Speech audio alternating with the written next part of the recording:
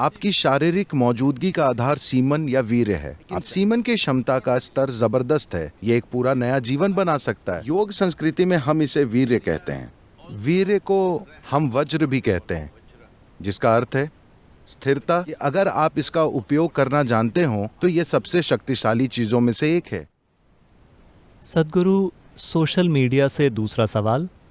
आर्यन सेन ये पूछ रहे हैं कि शारीरिक, मानसिक और आध्यात्मिक कल्याण के लिए पुरुष का सीमन कितना महत्वपूर्ण है? क्या अपने सीमन को बर्बाद करना हमें आध्यात्मिक रूप से नुकसान पहुंचा सकता है? देखिए, आप जानते हैं कि आपकी शारीरिक मौजूदगी का आधार सीमन या वीर्य है। आप चाहे पुरुष हो या महिला, आपके शरीर को बनाने के लिए जिम्मेदार सामग्रियों का 50% ये है ना? हमारे पास चमड़ी है, हमारे पास चमड़ी के ऊपर की कोशिकाएं हैं, हमारे पास बाल हैं, हमारे शरीर के अनेक पहलू हैं। आप जानते हैं, दिल, गुर्दा, लिवर वगैरह वगैरह। अपने आप में इन सारी कोशिकाओं की कुछ न कुछ क्षमताएं हैं, लेकिन सीमन की क्षमता का स्तर जबरदस्त है, ये एक पूरा नया जीवन बना सकता है। आज आप त्वचा की एक ऊपरी कोशिका को लेकर प्रयोगशाला में बहुत कुछ कर सकते हैं और शायद हम आपका क्लोन भी बना दें।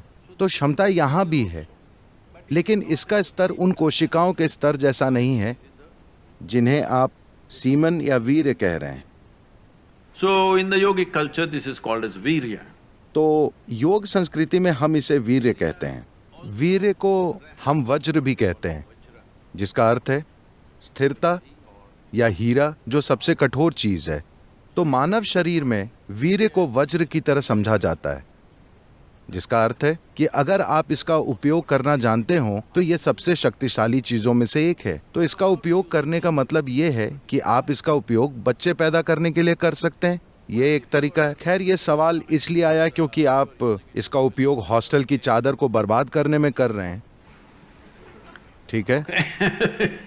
अगर आप इसका इस तरह से उपयोग कर रहे हैं तो आप मजबूर हैं, आप जो कर रहे हैं वो कर रहे हैं। ये कोई ऐसी बात नहीं है जिस पर नैतिकता के आधार पर कोई राय बनाई जाए। सवाल यह है कि कोई किस हद तक मजबूर होकर कुछ कर रहा है। लेकिन क्या इस शरीर की किसी भी चीज को एक दूसरे स्तर पर काम करने के लिए रूपांतरित किया जा सकता है? बिल्कुल। केवल सीमन ही नहीं, इस शरीर की हर चीज को रूपांतरित किया जा सकता है। देखिए,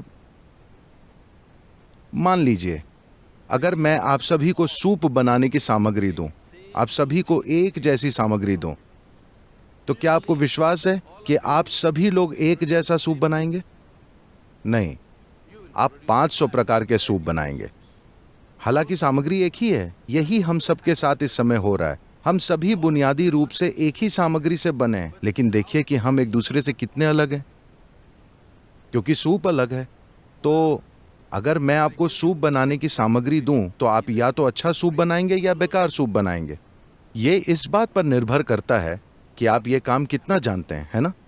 तो ठीक ऐसा ही हर चीज के साथ होता है, केवल सीमेन के साथ ही नहीं। अपने मन और शरीर के हर आयाम को आप किसी जबरदस्त चीज में रूपांतरित कर सकते हैं, या आप इसे साधारण बना सकते हैं, या आप इसे गंभीर समस्या में बदल सकते हैं।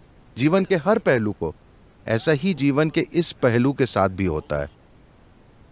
यही ऊर्जा, देखिए, लोग शाब्दिक अर्थ लेते हैं, लेकिन अगर आप किसी विशेष चीज जैसे त्वचा के ऊपर की कोशिका को पैदा करना चाहते हैं तो शरीर इस पर ऊर्जा खर्च करेगा। पर अगर आप सीमेन की एक कोशिका को पैदा करना चाहते हैं तो शरीर बहुत अलग स्तर की ऊर्जा खर्च करेगा। इसे वैज्ञानिक रूप से सिद्ध किया जा सकता है।